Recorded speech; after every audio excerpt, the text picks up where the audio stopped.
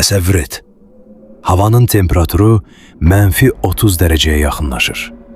Ətrafda kilometrlərlə uzanan qaranlıq, qarla örtülmüş dağlar var.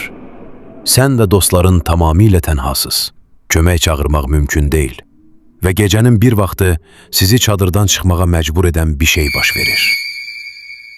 1959-cu ilin fevral ayında 9 təcrübəli alpinist Ural dağlarına yürüşə çıxdı.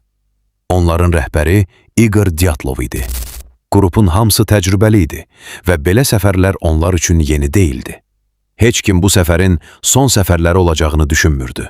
Bir müddət sonra qrupdan heç bir xəbər gəlmədi.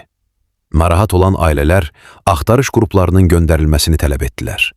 Xilasedicilər düşərgəni tapanda gördükləri mənzərə onları şoka saldı. Çadır qarım üzərində dayanırdı. Amma qəribə bir şey vardı. Çadır kənardan deyil, içərdən bıçaqla cırılmışdı.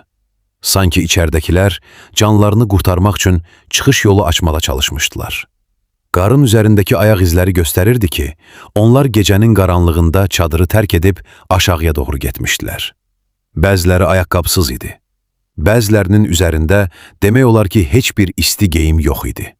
Amma niyə? -30 dərəcə şaxtada təcrübəli alpinist heç vaxt könüllü şəkildə çadırını tərk etməz. Axtarış davam etdikcə meşənin kənarında 2 cəsəd tapıldı. Onlar ağacın altında tonqal qalamağa çalışmışdılar. Ağacın budaqları bir neçə metr hündürlüyə qədər sınmışdı. Sanki kimsə yuxarı qalxaraq qaranlıqda nəyəsə baxmağa çalışmışdı. Sonra digər cəsədlər tapıldı.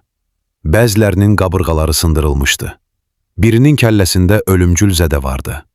Ən qəribə hallardan birində isə bir qadının dili yox idi. Müstəntiqlər zədələrin çox güclü qüvvənin təsirinə bənzədiyini bildirdilər. Amma ətrafda nə dava əlaməti vardı, nə də başqa insanların izi.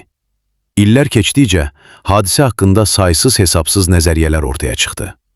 Bəziləri qar uçqununun səbəb olduğunu dedi. Digərləri həmin gecə səmada görünən qəribə işıqları xatırladaraq gizli hərbi sınaqlardan şübhələndi. Başqaları isə alpinistlərin naməlum bir şeylə qarşılaşdığını iddia etdi. Ancaq bütün araşdırmalara baxmayaraq bir sual hələ də cavabsız qalır. Həmin gecə çadırın içində nə baş verdi? Nə üçün 9 təcrübəli alpinist şaxtalı gecədə ölümə doğru qaçdı? Bəlkə də bu sualın cavabı Ural dağlarının qarla örtülmüş səssizliyində əbədi olaraq